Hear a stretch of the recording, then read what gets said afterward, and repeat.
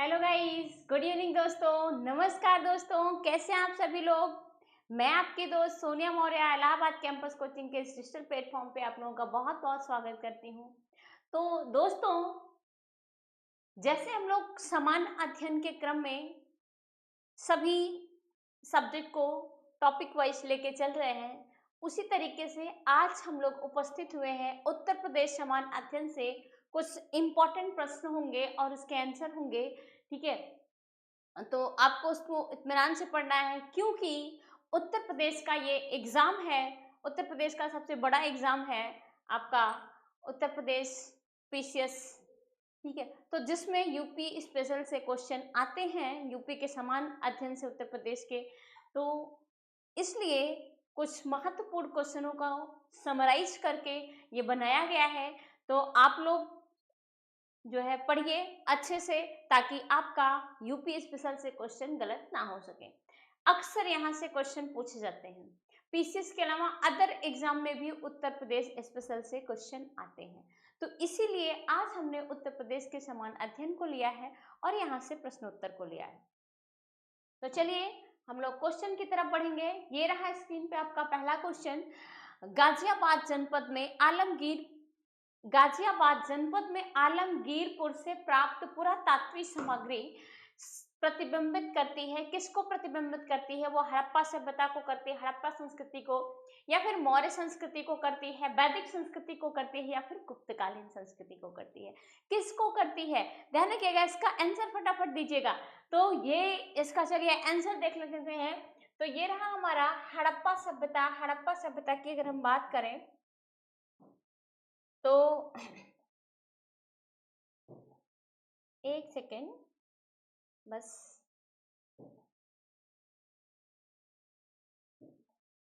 चलिए, हड़प्पा संस्कृति की बात करें तो ये हमारा हड़प्पा है। हड़प्पा, अभी जो हड़प्पा संस्कृति है इसके 4 स्थल थे। उत्तर, दक्षिण, पूर्व, पश्चिम, ठीक है। कहाँ से मिला था ये? आलमगीरपुर से जो पुरातात्विक साक्ष्य था, ध्यान रखिएगा कहाँ से, तो ये हड़प्पा संस्कृति से मिला था। हड़प्पा संस्कृति के 4 स्थल उत्तर, पूर्व, पश्चिम, है ना, क्या क्या थे? तो जो इसका पश्चिमी स्थल था, वेस्ट था, ये था सूतकांगेडोर था। क्या था? सूतकांगेडोर। जो सूतकांगेडोर था ये कहाँ पे था? कहाँ पे? ये है आपका बलूचिस्तान में।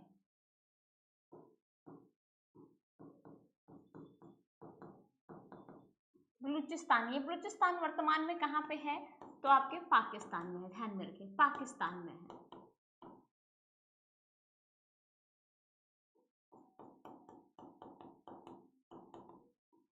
पाकिस्तान में। तो ये क्या है? सबसे पश्चिमी स्थल है।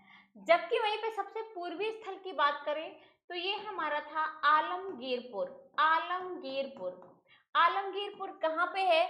तो ये उत्तर प्रदेश के मेरठ में है। कहाँ पे है?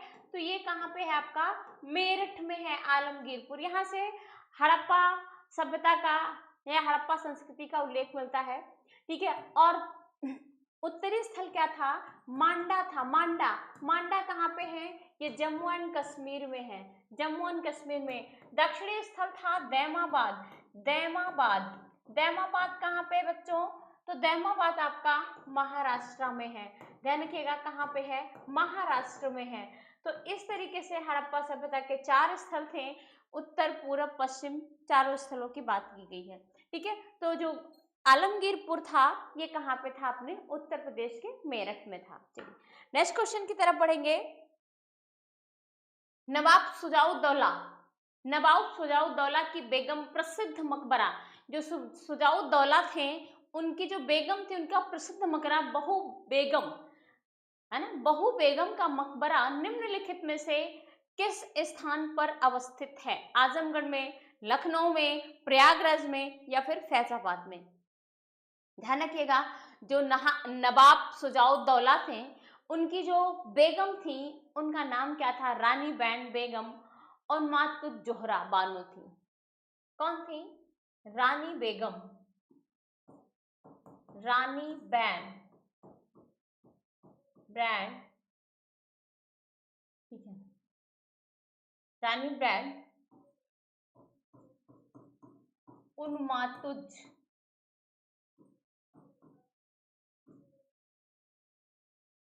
इनका पूरा नाम था, सॉरी, रानी ब्रांड बेगम उन्मातुज जोहरा बानो थी। ये उन्मातुज जोहरा बानो थी जो है, ये जो उन्मातुज जोहरा बानो थी, इनका एक और नाम था बहू बेगम भी इन्हें कहा जाता था, बहू बेगम, जिनके नाम से ये मकबरा बना था, ठीक है, उर्फ बहू बेगम। तो इनका मकबरा कहाँ पे बना है, ध्यान रखिएगा, इनका मकबरा फैजाबाद में बना है। कहाँ बना है, तो फैजाबाद जिले में बना है।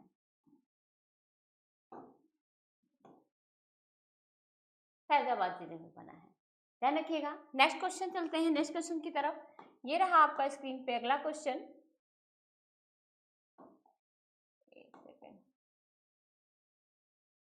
भारत कला भवन संग्रहालय, भारत कला भवन संग्रहालय कहाँ पर स्थित है, ठीक है, इलाहाबाद में, मथुरा में, लखनऊ में या फिर वाराणसी में। तो आप सभी लोग जानते हैं भारत कला भवन से क्वेश्चन कई बार पूछा जा चुका है।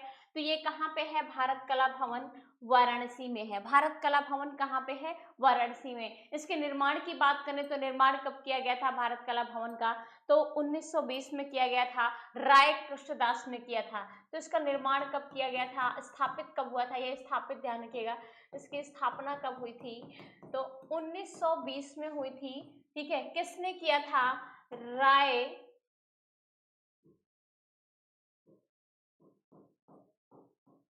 कृष्णदास ने किया था, राय कृष्णदास ने किया था 1920 में भारत कला भवन की स्थापना, ठीक है। नेक्स्ट क्वेश्चन की तरफ बढ़ेंगे।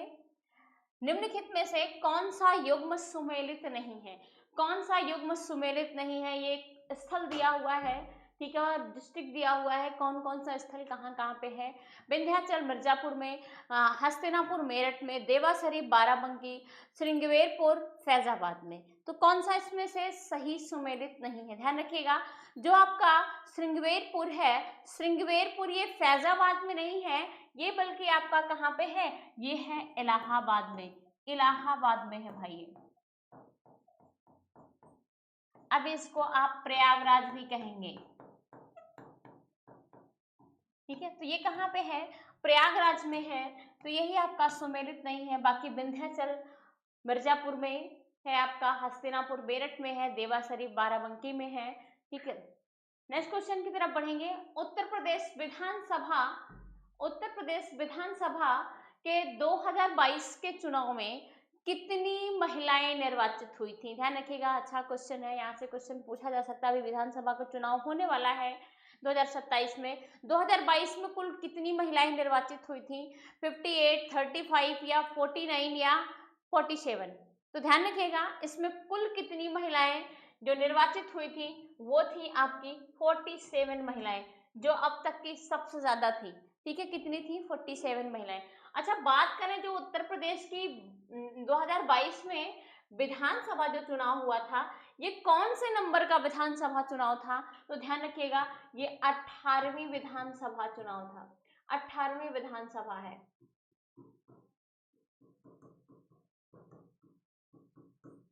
कुल कितने चरण में मतदान हुए थे इसमें, कुल 7 चरणों में मतदान हुए थे।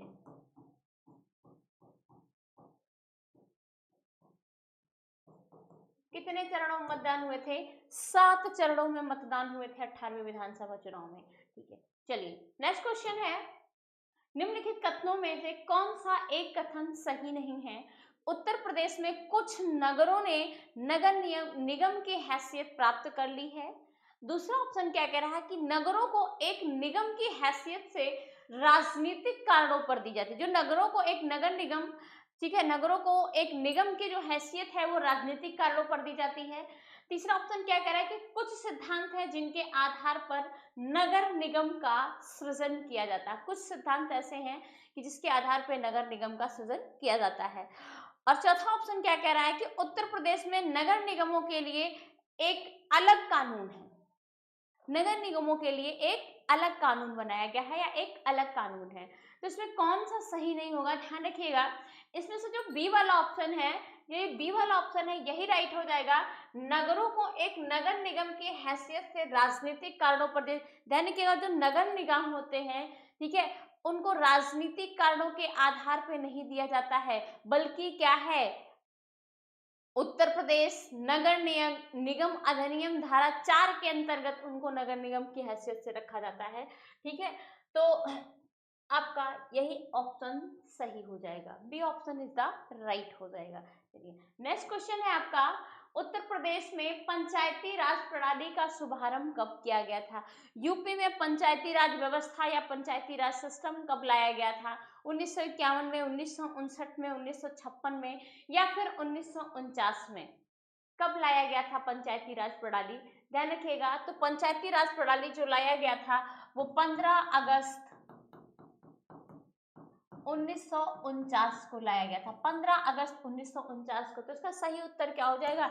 डी। ठीक है, इसके बाद जो है 1961 में उत्तर प्रदेश में त्रिस्तरीय पंचायत लाया गया था, त्रिस्तरीय, जिसमें ग्राम पंचायत, क्षेत्र पंचायत और जिला पंचायत थे। ठीक है, तो कब लाया गया था वो? 1961 में। ध्यान रखिएगा, बाद में 1961 में यूपी में त्रिस्तरीय पंचायत लाया गया था। ये त्रिस्तरीय पंचायत में कौन कौन से पंचायत थे? तो एक था आपका ग्राम पंचायत,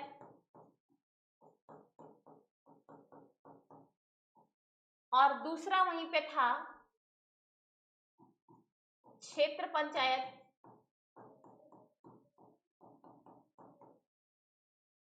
और तीसरा था जिला पंचायत। क्षेत्र पंचायत और जिला पंचायत, तो इस तरीके से त्रिस्तरीय पंचायत उत्तर प्रदेश में लाया गया था। अगला क्वेश्चन है, निम्नलिखित कथनों पर विचार कीजिए। निम्नलिखित में से कौन सी योजनाएं उत्तर प्रदेश में बजट 2021-22 में शामिल की गई थी? यानी कौन कौन सी योजना इसमें से बजट 2021-22 में शामिल की गई थी?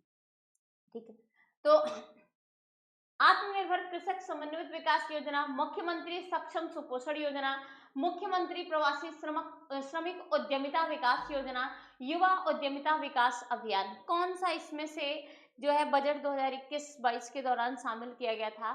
ठीक है, तो ध्यान रखिएगा, इसमें आत्मनिर्भर कृषक समन्वित योजना भी शामिल की गई थी, मुख्यमंत्री सक्षम सुपोषण योजना भी शामिल की गई थी, जबकि मुख्यमंत्री श्रमिक उद्यमिता विकास योजना भी। लेकिन मुख्यमंत्री यानी ये युवा उद्यमिता विकास अभियान जो है ये बाद में स्टार्ट किया गया, पहले स्टार्ट कर दिया गया था। ठीक है, बजट बाद में हुआ था। ठीक है, मुख्यमंत्री जो उद्यमिता विकास अभियान है इसको जनवरी 2021 में ही लागू कर दिया गया था, जबकि बजट का प्रस्ताव बाद में आया था। ठीक है, ध्यान रखिएगा, इसको 24 जनवरी होगा, 24 जनवरी 2021 में लागू किया गया था।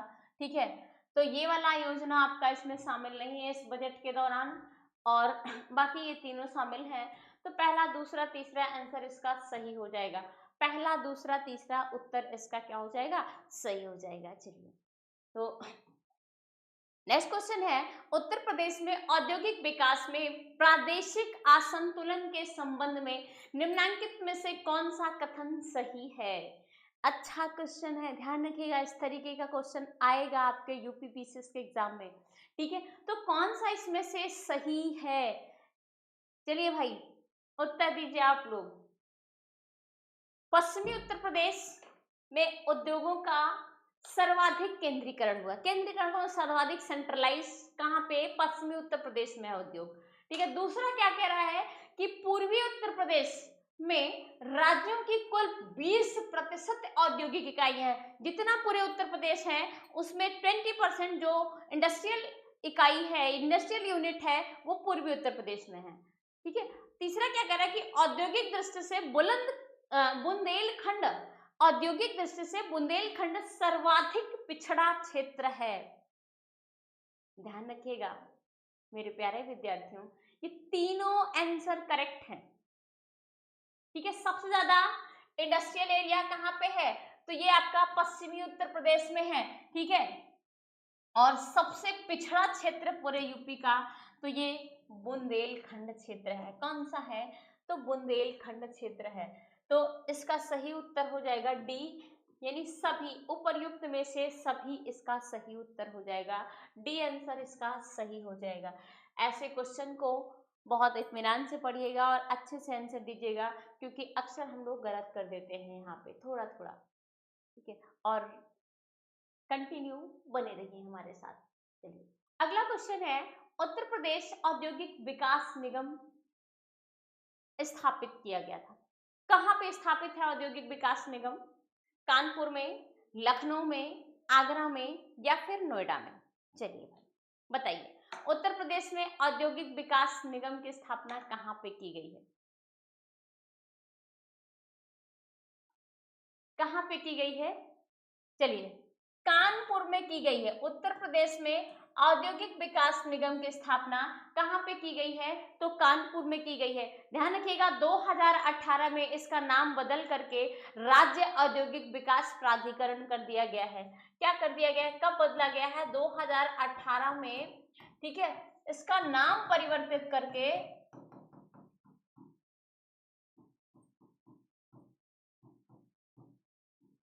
क्या कर दिया गया है? राज्य औद्योगिक विकास निगम, सॉरी विकास प्राधिकरण कर दिया गया है। तो इस बात को ध्यान में रखेंगे कि इसका नाम चेंज कर दिया गया। अगला क्वेश्चन है, निम्नलिखित में से कौन सा उत्तर प्रदेश के उद्यमियों को उद्योग लगाने में सहायता करता है?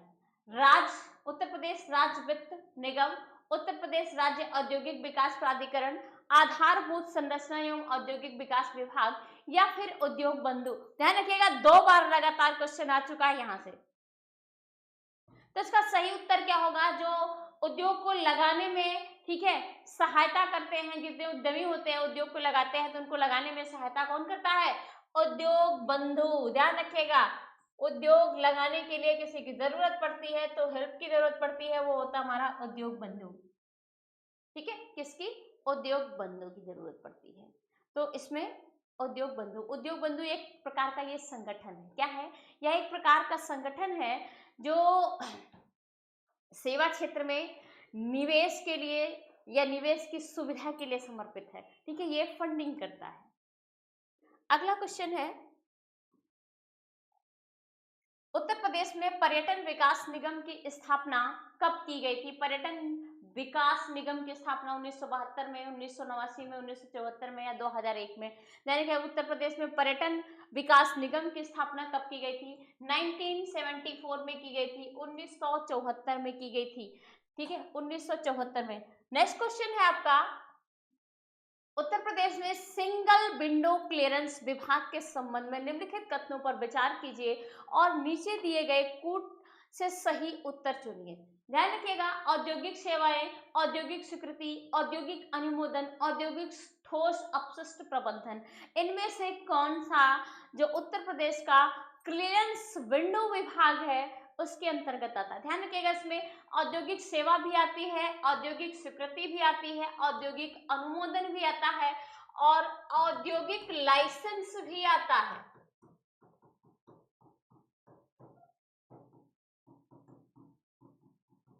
ठीक है। और जबकि औद्योगिक ठोस अपशिष्ट प्रबंधन नहीं आता है, औद्योगिक ठोस अपशिष्ट प्रबंधन नहीं आता है। ये जो सिंगल विंडो क्लियरेंस है, कौन? Single window clearance. ठीक है, ये सीएम कार्यालय का एक विभाग है। ठीक है, इसे बजट 2018-19 में लाया गया था। कब लाया गया था इसे? बजट 2018-19 में। तो ये भी ध्यान में रखिएगा, इसमें अपशिष्ट का प्रबंधन नहीं है। ठीक है, तो इसका पहला, दूसरा, तीसरा आंसर सही हो जाएगा। सी वाला ऑप्शन इसका क्या होगा? राइट होगा। पहला, दूसरा, तीसरा उत्तर इसका सही हो जाएगा।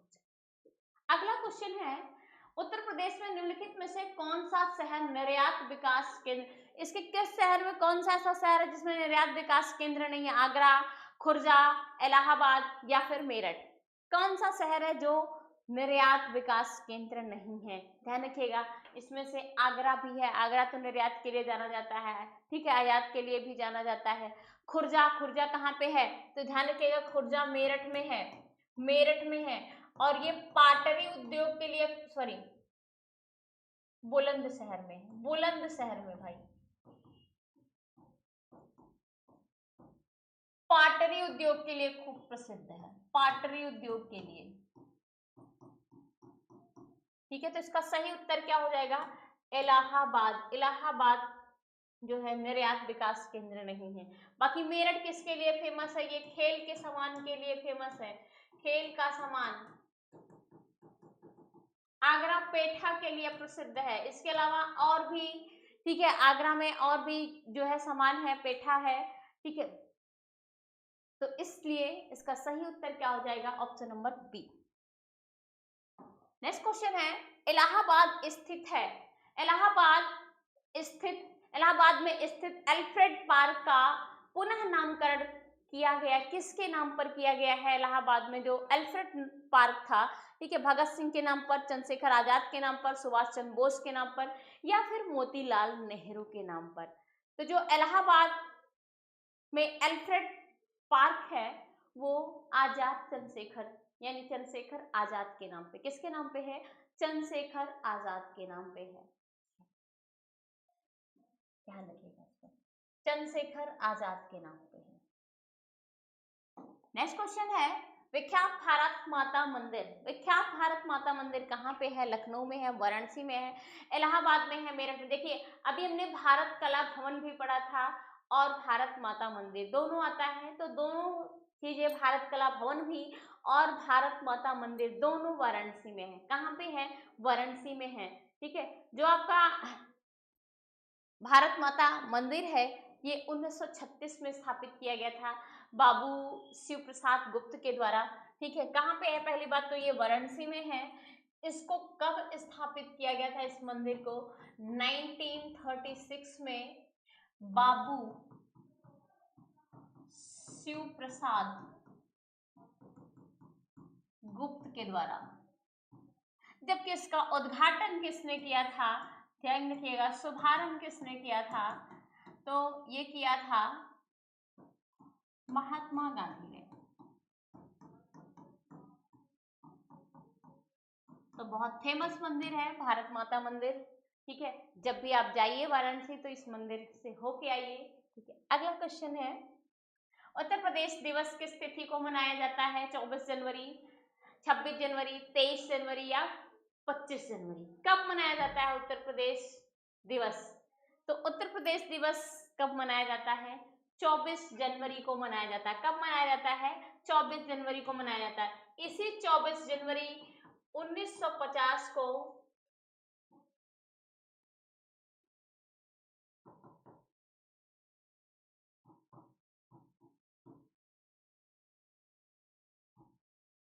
ठीक है, संयुक्त प्रांत से उत्तर प्रदेश बना था।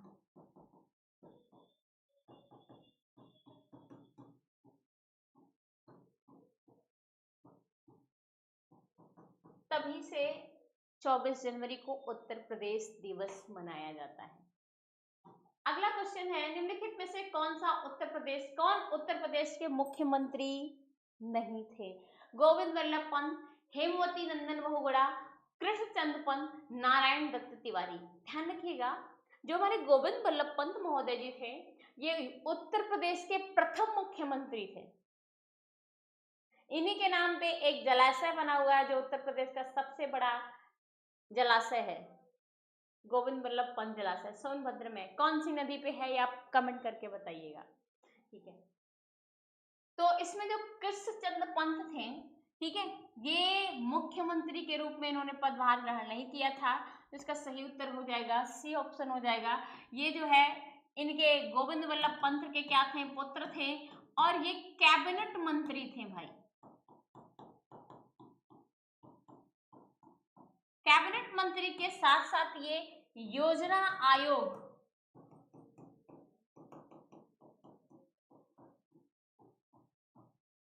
के उपाध्यक्ष थे।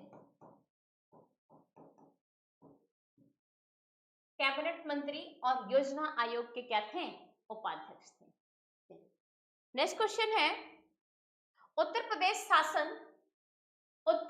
शासन की आय का सबसे बड़ा भाग है, या सबसे बड़ा भाग होता है, कहां से शासन को सबसे ज्यादा पैसा मिलता है? जमीन की मालगुजारी से, सामान्य व्यापार कर से, एक्साइज ड्यूटी में केंद्र से प्राप्त हिस्से से, या पंजीकरण शुल्क। जो उत्तर प्रदेश का शासन है उसको सबसे बड़ा आय का भाग कहां से मिलता है? तो ध्यान रखिएगा मेरे प्यारे विद्यार्थियों, ये कहां से मिलता है? तो सामान्य व्यापार कर यानी जीएसटी, वस्तु एवं सेवा कर से, ठीक है, किससे? जीएसटी से मिलता है, ठीक है। जीएसटी वर्तमान में अगर 2025-26 की बात करें या 2025 की बात करें, तो वर्तमान में जीएसटी से जो इनको आय प्राप्त होती है वो कुल राजस्व का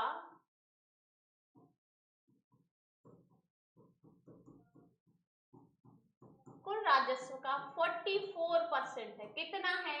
44%। तो सबसे ज्यादा आय इनको किससे मिलता है? जीएसटी से। नेक्स्ट क्वेश्चन है, व्यापार सुविधा केंद्र एवं क्राफ्ट म्यूजियम की स्थापना उत्तर प्रदेश के किस जनपद में हुई है? व्यापार सुविधा केंद्र कहां पे हुई भाई? व्यापार सुविधा केंद्र और क्राफ्ट म्यूजियम की स्थापना प्रयागराज में, अयोध्या में, वाराणसी में, या फिर अमेठी में?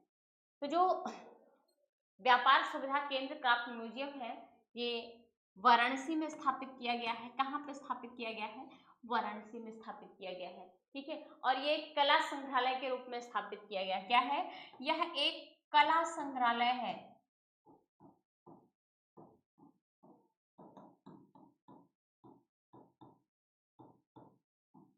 कला संग्रहालय।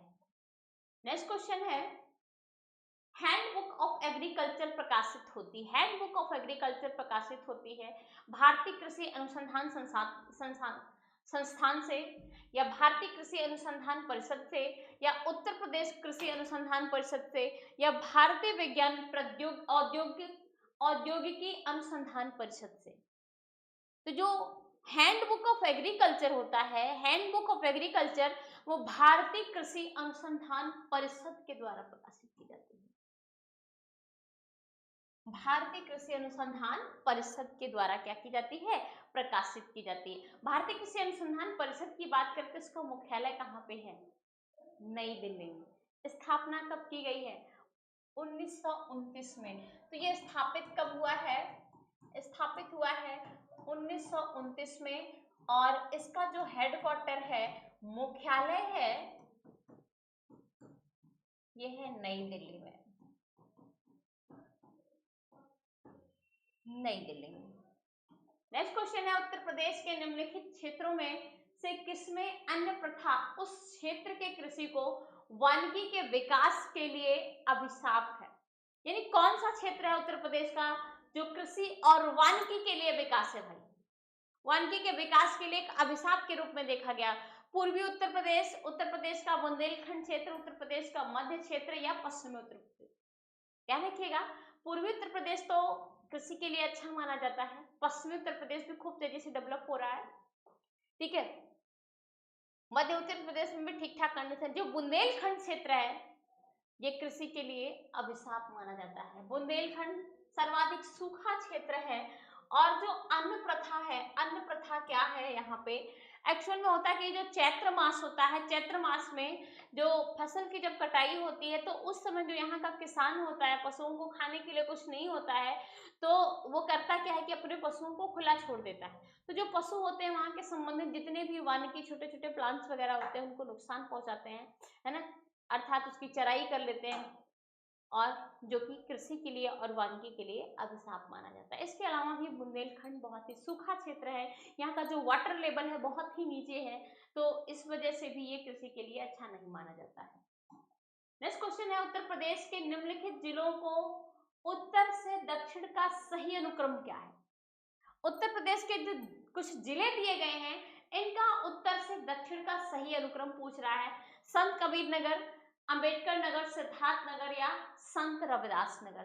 दूसरा दिया हुआ सिद्धार्थ नगर, संत कबीर नगर, अंबेडकर नगर या फिर संत रविदास नगर। तीसरा दिया गया है अंबेडकर नगर, सिद्धार्थ नगर, संत रविदास नगर और फिर संत कबीर नगर। चौथा ऑप्शन क्या कह रहा है आपका? संत रविदास नगर, सिद्धार्थ नगर, संत कबीर नगर या फिर अंबेडकर नगर। तो ध्यान रखिएगा, इसका सबसे उत्तर में अगर हम बात करें, सबसे उत्तर में कौन सा डिस्ट्रिक्ट होगा, तो इन जिलों में सबसे उत्तर में सिद्धार्थ नगर है, फिर इसके बाद संत कबीर नगर होता है, फिर अंबेडकर नगर होता है, फिर आपका संत रविदास नगर होता है। ठीक है, तो इसलिए इसका उत्तर सही क्या हो जाएगा? बी इसका सही आंसर हो जाएगा। नेक्स्ट क्वेश्चन है, उत्तर प्रदेश की निम्नलिखित नदियों में कौन सी नदी पर्यावरण प्रदूषण के कारण जैविक आपदा घोषित की गई? किस नदी को? यमुना नदी को, गोमती नदी को, सई नदी को या फिर तमसा नदी को? तो जो उत्तर प्रदेश की यमुना नदी, यमुना नदी ध्यान रखिएगा, यमुना नदी उत्तर प्रदेश के 11 जिलों से प्रवाहित होती है। ठीक है, और इससे ही उत्तर प्रदेश की यमुना नदी को ही जैविक आपदा घोषित किया गया है। ये उत्तर प्रदेश में, ठीक है, कहां से इंटर करती है? उत्तर प्रदेश की यूपी के किस जिले से इंटर करती है यमुना नदी? तो ध्यान रखिएगा, ये उत्तर प्रदेश में बिजनौर जिले से इंटर करती है।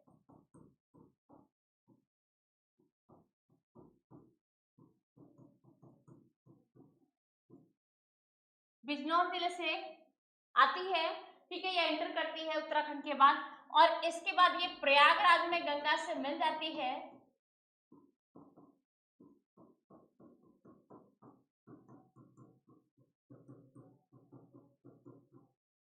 ध्यान रखिएगा, उत्तर प्रदेश दिल्ली से आगरा तक बहुत ज्यादा प्रदूषित है। ठीक है, जो यमुना नदी है ये दिल्ली से आगरा तक बहुत ज्यादा प्रदूषित है। नीदरलैंड है, एक समझौता किया गया था इसकी सफाई के लिए, इसका नाम दिल्ली से आगरा तक उसकी सफाई के लिए इसे ग्रीन सूप नाम दिया गया था। कहां से? दिल्ली से आगरा तक। तो ध्यान रखिएगा, इसका सही उत्तर क्या होगा? यमुना नदी।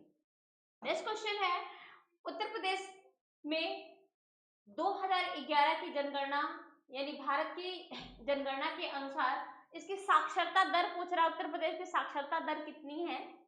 ठीक है, 70.05%, 67.068%, ठीक है, 67.68% या 68.21% या फिर 65.41%।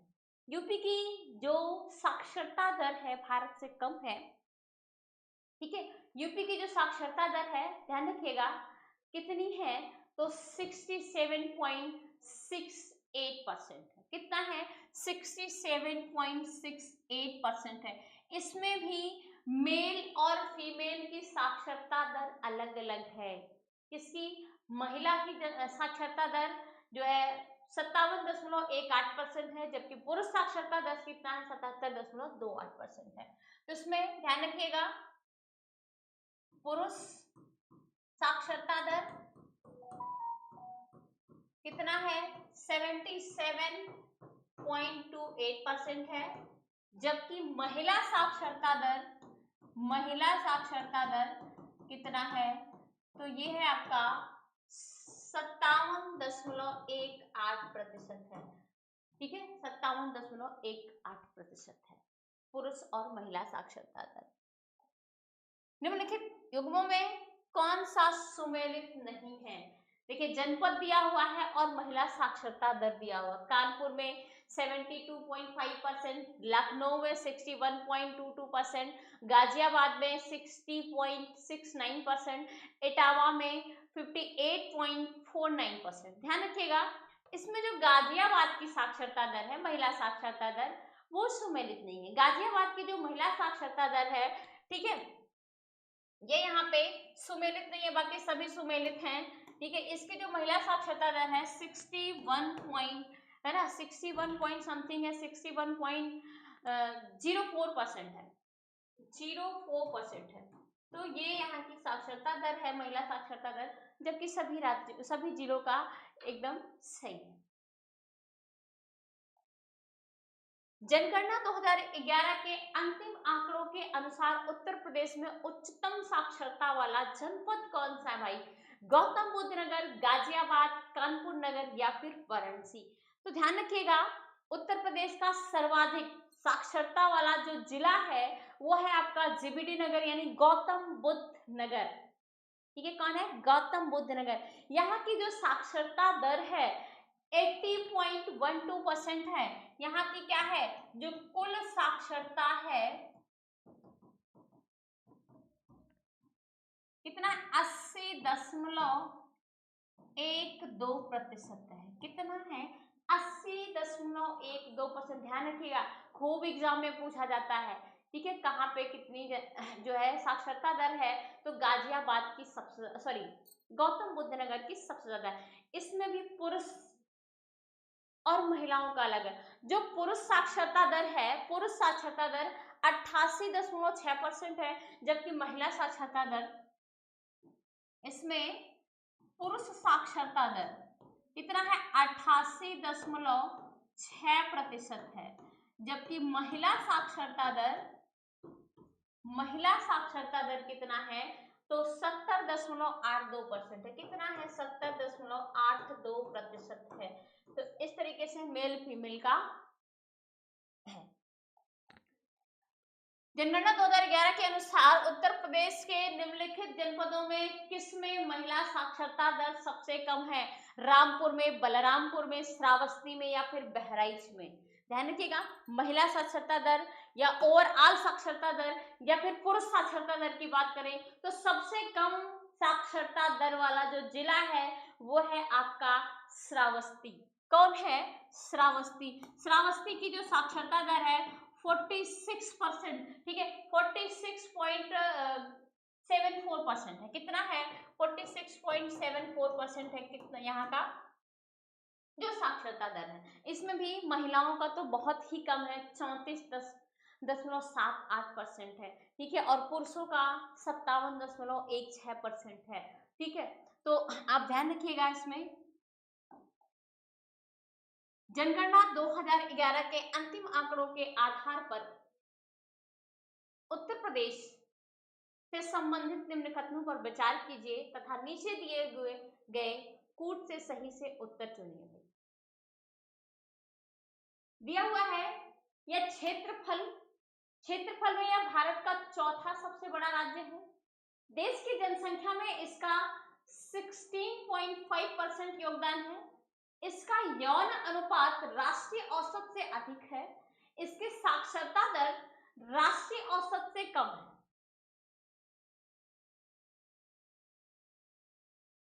तो ध्यान रखिएगा, क्षेत्रफल की दृष्टि से ये चौथा बड़ा राज्य है उत्तर प्रदेश। सबसे बड़ा राज्य कौन सा है क्षेत्रफल में? वो है राजस्थान। कौन है? राजस्थान। दूसरे नंबर पे वहीं आपका महाराष्ट्र है, तीसरे नंबर पे वहीं पे आपका मध्य प्रदेश है, चौथे नंबर पे आपका उत्तर प्रदेश है।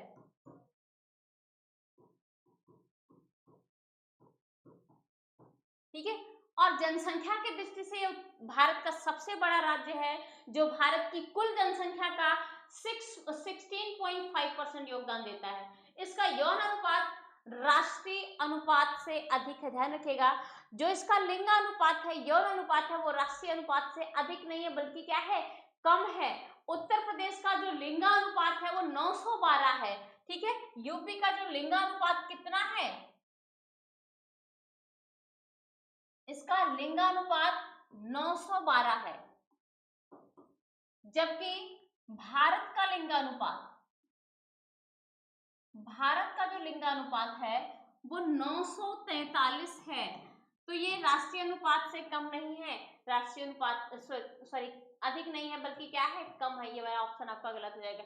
इसकी साक्षरता दर राष्ट्रीय औसत से कम है, बिल्कुल सही है। इसकी साक्षरता दर कितनी है, अभी हमने देखा है 67.68% है।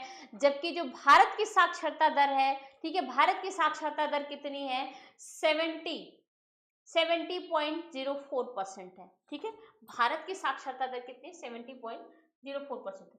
तो इसलिए ये क्या होगा, सही होगा। तो इसका सही उत्तर क्या हो जाएगा, इसका 1, 2 और 4 इसका सही उत्तर होगा। ध्यान रखिएगा, इसके उत्तर में नहीं दिया हुआ है 1, 2 और यहीं पे आप 4 बना लीजिए।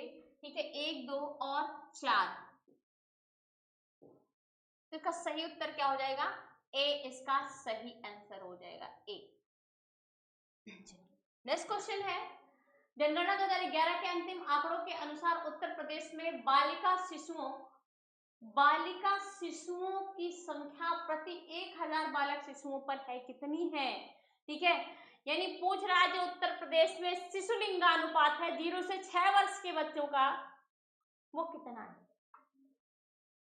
ठीक है, जो शिशु लिंगानुपात है उत्तर प्रदेश का वो कितना है, तो वो है आपका 902। कितना है, 902। जबकि उत्तर प्रदेश का कुल लिंगानुपात 912 है। कितना है, 912। भारत का शिशु लिंगानुपात 919 है। यानी राष्ट्रीय शिशु लिंगानुपात कितना है, राष्ट्रीय शिशु लिंगानुपात